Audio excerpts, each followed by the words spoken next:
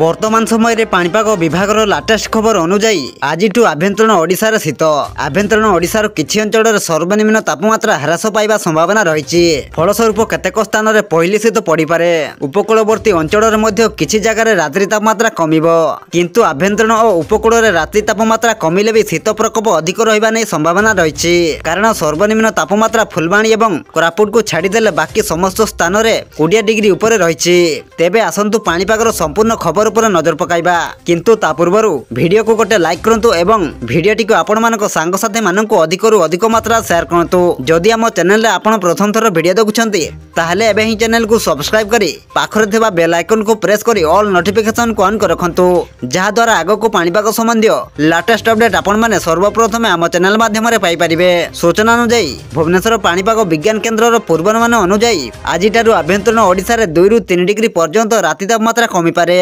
सेहीपरि उपकूलवर्ती जिला गुड़िक मध्य किछि स्थान रे राति तापमात्रा 1 ରୁ 2 डिग्री पर्यंत ह्रास पाई पारे। शनिवार कोरापुट रे राति तापमात्रा 16.2 डिग्री रेकर्ड करा जायथिबा बेले फुलबाणी रे 18 डिग्री एवं दारिंगबाड़ी रे 18.5 डिग्री रहिछि। सेहीपरि पारादीप रे सर्वनिम्न तापमात्रा 27.2 डिग्री, पुरी रे 27.4 डिग्री, बालेश्वर रे 25.5 डिग्री, चांदबाली रे 25.8 डिग्री, भुवनेश्वर रे 25 डिग्री एवं कटक रे 23 डिग्री रहिछि। उत्तर गांगेय पश्चिमबंग एवं यार पार्श्ववर्ती अंचल रे एक लघुचाप क्षेत्र सृष्टि होइछि। यह उत्तर उत्तर पूर्व दिगरे गति करुछि हेले आगामी 12 घंटा मध्य रे विशेष घनीभूत हेबार संभावना नाही। सृष्टि लघुचापर प्रभाव ओडिशा उपरे पड़िबो नाही बोली पाणीपाग विभाग पक्षरु आकलन करा जायछि।